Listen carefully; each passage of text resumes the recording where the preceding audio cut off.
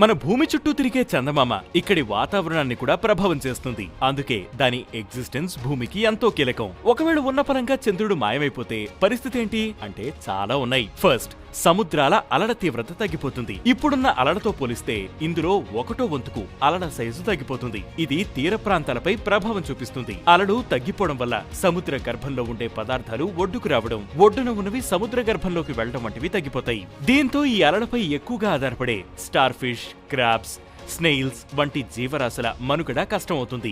అంతేకాదు global temperatures లో కూడా మార్పులొస్తాయి. అలలు తగ్గిపోవడం వల్ల ఎక్స్ట్రీమ్ టెంపరేచర్స్ ఎక్కువవుతాయి. చందమామ కనిపించకపోతే జంతువులకు కూడా నష్టమే. ముఖ్యంగా చీకట్లో తిరిగే జీవరాశులకు చంద్రుడి కాంతే ఆధారం. వేలాడుతున్నా తిరుగుతున్నా చంద్రుడి కాంతిపైనే ఆధారపడతాయి. చంద్రుడు లేకపోవడం వీటికి సమస్యగా మారుతుంది. ఇక ఇది సీజన్లపైన కూడా ఎఫెక్ట్ అవుతుంది. ప్రస్తుతం మన భూమి 23.5 డిగ్రీలు టిల్ట్ అయ్యి సూర్యుడి చుట్టూ తిరుగుతోంది. ఈ పొజిషన్ లో భూమిని స్థిరంగా ఉంచడంలో చంద్రుడి గురుత్వాకర్షణ శక్తి పనిచేస్తుంది. ఇలా టిల్ట్ అయి ఉండడం వల్లే స్ప్రింగ్, సమ్మర్, ఆటమ్, వింటర్ వంటి సీజన్లు వస్తున్నాయి.